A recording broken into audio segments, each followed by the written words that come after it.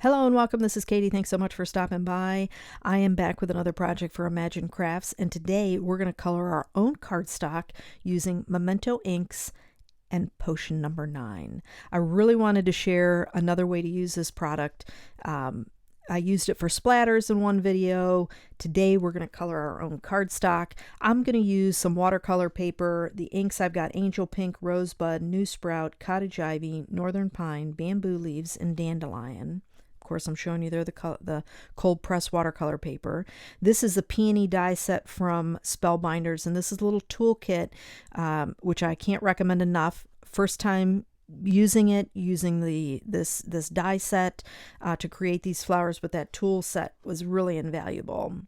So we're going to add, as you can see, some ink to my glass mat, the Rosebud and Angel Pink, and a little bit of potion number 9 spritzed on the colors, and then I did add it to my cardstock. And I'm going to dry heat set in between each layer of color that I do, just so that you can get some variation in your inking. Now, here's one way. We're just spritzing, we're smushing, ink smushing, and that type of stuff. Then I'm going to show you that I'm heat setting it, obviously, but I'm scrubbing. I'm going to add my ink pad directly to my watercolor paper. Now this is cold press, so it's got a texture to it anyway. And then inking up that with the Angel Pink, and then adding my ink potion number 9. Now you got to do both sides, so I'm doing the other side just with the Angel Pink, and just my ink pad's a little bit dry, and then spritzing on the ink potion number 9, and then I'm just smushing it down on the glass mat. It gives a little bit extra movement by doing that, but you don't have to do that.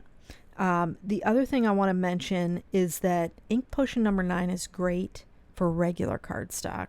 Normally you couldn't use regular cardstock if you were using water, because it can't handle the water, right? It warps it, it makes it peel and pill.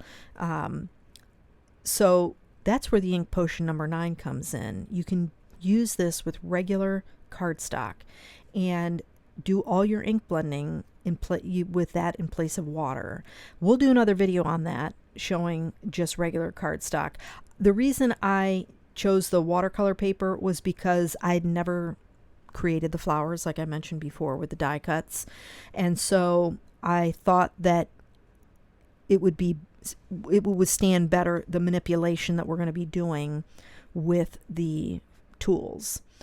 Here you can see I'm using my finger with the potion number 9 on the cardstock or the watercolor paper to blend those colors together. Got to do both sides, so I'm just doing the back side here. Again, using my finger to blend it around and drying it with the heat gun. Now I went ahead and cut my pieces, and I worked up all the other petals and just kept one to do. Now on the dies, it shows you how many times they need to be cut, which is great. Now this one you need to cut out twice, so a total of 4 pieces to be able to create an extra bud. Here's the tools.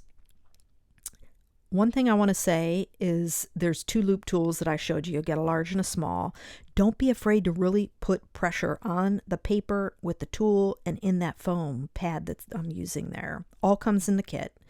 And the reason is because you want, as I showed you, to really manipulate that cardstock to get the detail of the flower. Peonies are all nice and ripply and textured looking. So really working that cardstock with your tools is a game changer to make them more realistic. Don't be afraid to really wrench on that paper. Now, as you saw, I have some darker petals to go and create the big peony, flower. And I'm taking my rosebud to dust the petals, the tips, and the outside, inside, to kind of coordinate more with those darker petals. And once I do this, it makes it look more realistic and that it belongs together, right? So you can take them apart and do them just a couple at a time, as you can see that I'm doing there. And I'm tucking in because I need to make sure that everything goes together, right? If I need more color somewhere, then I can take it out and I can add a little bit more color. So now I'm using some liquid glue to layer my petals together, alternating, twisting, you know, so that they're, you know, uneven on the sides to make it, again, look more realistic. Now, I tried to use my On Point glue, but it didn't dry quick enough for me. And I'll say that if you're in a hurry or you want to keep it flowing with putting the flowers together, just use hot glue.